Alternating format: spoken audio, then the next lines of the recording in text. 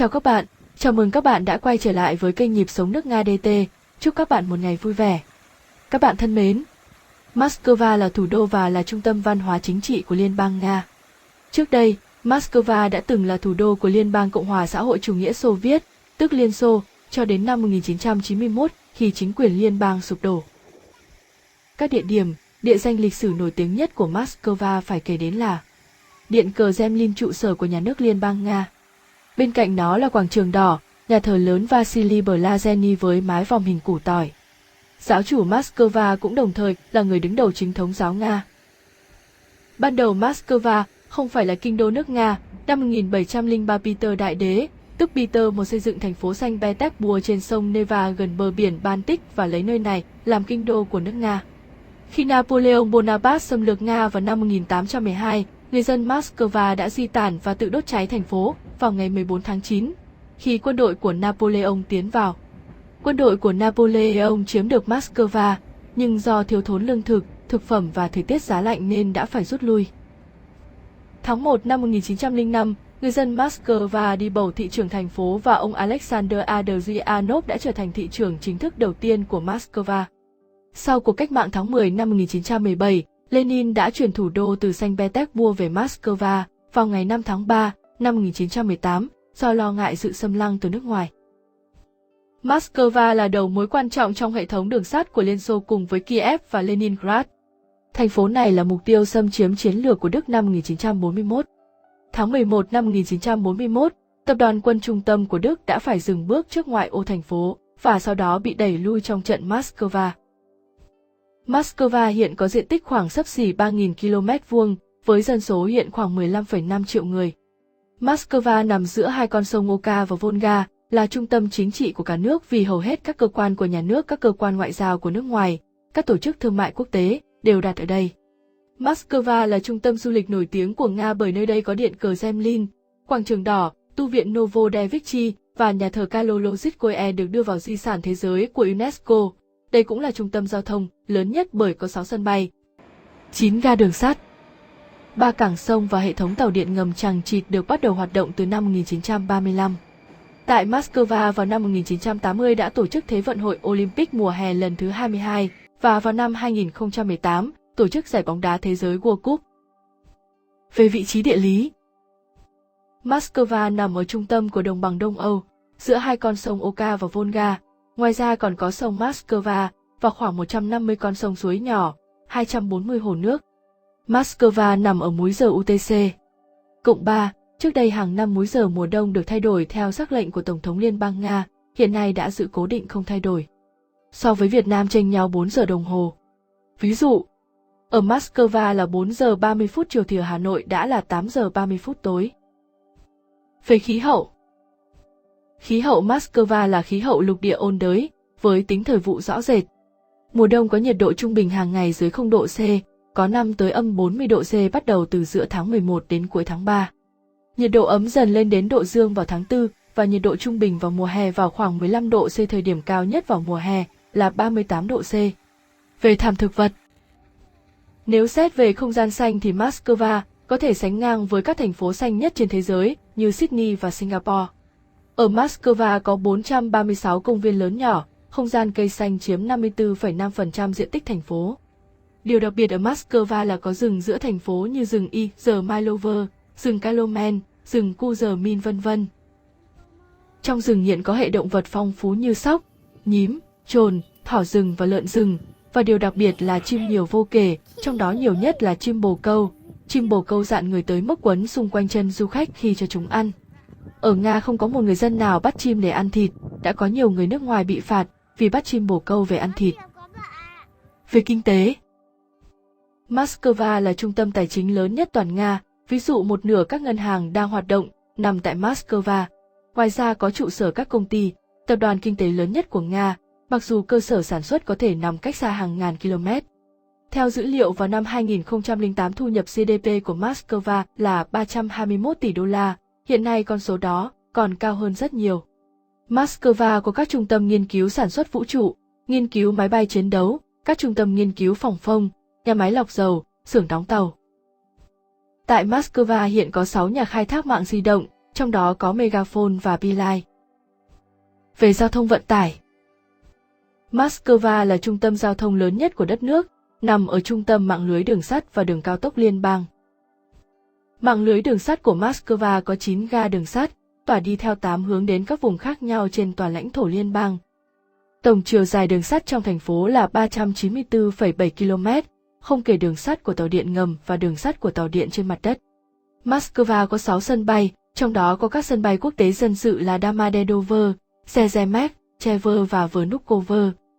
Khoảng cách từ trung tâm thành phố đến các sân bay trung bình khoảng 30 đến 40 km và có thể đi bằng nhiều phương tiện như taxi, autobus, ngoài ra còn có tàu tốc hành Express. Hệ thống đường bộ của Moscow gồm 3 tuyến vòng tròn chính là vòng tròn 2, vòng tròn 3 và vòng tròn Mccat, hiện đang xây dựng thêm 2 tuyến vòng tròn nữa.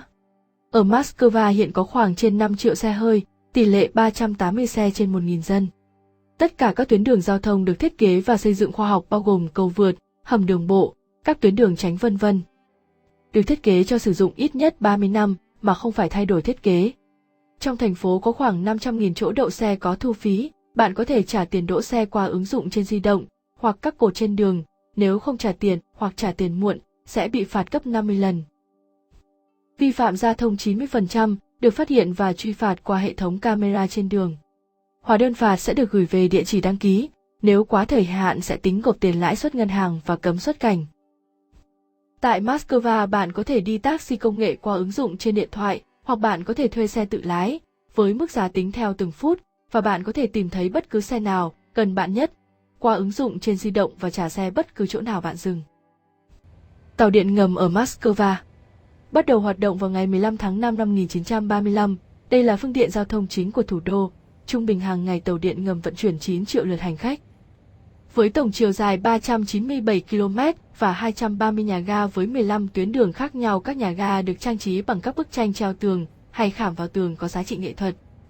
Tại các ga rất phổ biến các loại hình đèn chùm pha lê chiếu sáng, hệ thống này là bận rộn nhất thế giới, với hơn 9 triệu lượt hành khách mỗi ngày, và tại giờ cao điểm cứ mỗi 90 giây lại có một chuyến tàu. Hệ thống Metro Moscow được thiết kế là các tuyến đường thẳng giao nhau tại khu vực gần trung tâm thành phố. Ngoài ra còn có một tuyến đi theo đường tròn liên kết tất cả các tuyến kia. Trên tàu điện ngầm ở Moscow, phát thanh viên trên các tuyến đường thẳng theo hướng vào trung tâm là giọng nam giới thuyết minh, còn theo hướng từ trung tâm ra là giọng nữ giới. Còn trên tuyến đường vòng tròn theo chiều kim đồng hồ là giọng nam, ngược chiều kim đồng hồ là giọng nữ. Điều này giúp cho những người khiếm thị có thể nhận biết được mình đang di chuyển theo hướng nào. Trên bản đồ, mỗi nhánh metro được biểu thị bằng màu sắc riêng dễ nhận biết. Tàu điện ngầm được thiết kế cho phép hành khách di chuyển từ đầu này đến đầu kia của thành phố trong 45 phút mà không phải chuyển tàu. Để thuận tiện cho du khách tới thủ đô, các bến metro được bố trí tại tất cả 9 ga xe lửa Moscow. Những kiến trúc sư xuất sắc và họa sĩ tài năng nhất của đất nước đã tham gia vào thiết kế, trang trí những ga tàu điện ngầm Moscow đầu tiên. Họ góp phần dựng lên những cung điện nguy nga dưới lòng đất. Người ta sử dụng đá cẩm thạch, đá hoa cương và các loại đá quý khác để ốp mặt tường nhiều bến. Mỗi sân ga mang phong cách kiến trúc riêng biệt. Do các ga metro đặt tương đối xa nhau, so sánh với các thành phố khác, có thể tới 4 km, nên hệ thống xe buýt rất phát triển. Các tuyến xe buýt chạy qua các ga metro và bao phủ toàn bộ khu vực dân cư. Thông thường cứ mỗi phút lại có một chuyến xe buýt, và giá cả khá rẻ so với các thành phố lớn khác của châu Âu, khoảng $1 một chuyến.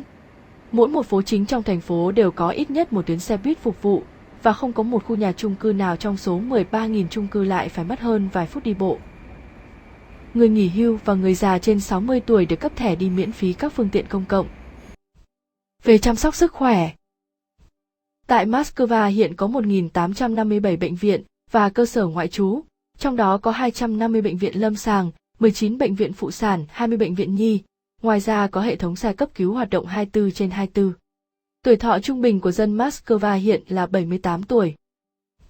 Tại Moscow hiện có khoảng 9.000 xe cấp cứu hoạt động 24/24, tiếp nhận từ 10.000 đến 12.000 cuộc gọi mỗi ngày. Thời gian từ khi gọi điện đến khi xuất hiện xe cứu thương trung bình là 11,7 phút, và thời gian từ khi gọi điện đến khi xe chở bệnh nhân đến nhập viện trung bình là 50 phút. Tất cả các trường hợp gọi cấp cứu đều miễn phí tiền xe cấp cứu và tiền điều trị. Ngoài ra còn có trực thăng cấp cứu trong các trường hợp khẩn cấp. Tại Moscow có 63 nghĩa trang đang hoạt động và 3 nhà hỏa táng trong thành phố. người già trên 60 tuổi và trẻ em được chăm sóc sức khỏe miễn phí. Về văn hóa nghệ thuật, Moscow là trung tâm văn hóa và du lịch lớn nhất của châu Âu và thế giới. Có hơn 100 rạp chiếu phim và nhà hát, trong đó nổi tiếng nhất là nhà hát Bolshoi, nhà hát Kremlin. Có hơn 60 bảo tàng nghệ thuật, trong đó có bảo tàng Trzetchiakov được thành lập bởi một nhà từ thiện người Nga. Có hơn 400 thư viện lớn nhỏ, bao gồm Thư viện Quốc gia Nga. Về giáo dục, tại Moscow có 267 trường đại học. Lớn nhất và nổi tiếng nhất là Đại học Tổng hợp Quốc gia Moscow mang tên Lomonosov, nằm trên đồi chim sẻ trong một tòa nhà cao 240 mét. Hiện nay trường này có 30.000 sinh viên và 7.000 nghiên cứu sinh. Trường Đại học Kỹ thuật Quốc gia Moscow mang tên Bauman là trường đại học kỹ thuật hàng đầu của nước Nga. Nơi đây là cái nôi đào tạo nên các nhà bác học, các tổng công trình sư, các kỹ sư trưởng nổi tiếng về vũ trụ, hàng không và kỹ thuật quân sự. Có gần 2.000 trường học phổ thông cho học sinh từ lớp 1 đến lớp 11. Hiện giờ có hơn 441.000 trẻ em học tại các trường mẫu giáo đô thị, trong đó hơn 80.000 là trẻ em đến 3 tuổi, có gần 4.000 cơ sở trường mẫu giáo. Tất cả học sinh mẫu giáo, học sinh phổ thông đều được học miễn phí, chăm sóc sức khỏe miễn phí và được ăn bữa trưa miễn phí tại trường. Các công trình tiêu biểu tại Moscow. Các bạn thân mến, vì mỗi địa danh tại thủ đô Moscow, Nga đều gắn liền với một quá trình lịch sử và có những nét kiến trúc văn hóa riêng biệt, vì vậy, trong khuôn khổ video này, tôi không thể giới thiệu đầy đủ được, mà mỗi công trình tôi sẽ có một video riêng để giới thiệu cùng các bạn. Có thể điểm sơ qua như sau. Quảng trường đỏ. Quảng trường đỏ hay Hồng Trường là tên gọi của quảng trường nổi tiếng nhất tại Moscow. Quảng trường này nằm cạnh điện Kremlin, ở phía tây quảng trường này là nơi sống và làm việc chính thức của Tổng thống Nga, ở phía đông là trung tâm thương mại Gum. Do các đường phố chính của Moscow tỏa ra từ khu vực này theo các hướng để trở thành các đường quốc lộ chính bên ngoài thành phố, nên quảng trường đỏ thường được coi là quảng trường trung tâm của Moscow và của toàn Nga. Nhà thờ chính tòa Chúa Kitô Đấng Cứu Độ, Moscow. Nhà thờ chính tòa Chúa Kitô Đấng Cứu Độ là nhà thờ chính thống giáo cao nhất và lớn nhất trên thế giới. Nó tọa lạc ở thủ đô Moscow, bên bờ sông Moscow. Viện Bảo tàng Pushkin, Bảo tàng Mỹ thuật. Bảo tàng Quốc gia về nghệ thuật tạo hình mang tên Pushkin là một viện bảo tàng ở Moscow. Đây là bảo tàng nghệ thuật châu Âu lớn nhất ở Moscow. Tên của viện bảo tàng này thường gây hiểu nhầm, không liên quan gì đến nhà thơ Nga nổi tiếng Alexander Sergeyevich Pushkin. Viện bảo tàng này được xây năm 1898 và hoàn thành năm 1912. Kiến trúc sư công trình này là Klein và Sukhov. Viện bảo tàng này được khai trương tháng 5 năm 1912. Tháp Ostankino, tháp truyền hình cao nhất châu Âu. Tháp Ostankino là một tháp radio và vô tuyến truyền hình được mệnh danh là vẻ đẹp của thành phố Moscow của Liên bang Nga. Đây là kết cấu tháp độc lập có chiều cao 540 m, khoảng 1.772 feet được Nikolai Nikitin thiết kế và được xây dựng từ 1963 đến 1967. Công trình này là một trong những công trình cao nhất thế giới. Nó đã từng giữ vị trí quán quân với độ cao gần một thập kỷ, cho đến khi tháp công nghệ ở Canada được xây dựng. Ở thời điểm năm 2006, tháp Ostankino vẫn là công trình cao nhất trên lục địa Á Âu. Nhà hát Bolshoi. Nhà hát Bolshoi, có nghĩa là nhà hát lớn, là một nhà hát lịch sử tại Moscow, Nga, được thiết kế bởi kiến trúc sư Joseph Bove, là tổ chức biểu diễn ballet và opera. Azerbat. Azerbat là một biểu tượng đích thực của Moscow. Cách đây không lâu người ta đã làm lễ kỷ niệm lần thứ 500 của nó. Tên của đường phố đã được đề cập trong biên niên sử thành phố vào năm 1493. Ngoài ra Moscow còn có nhiều địa điểm vui chơi giải trí khác như công viên VDNK, công viên Sarisino, công viên Kalomen v.v.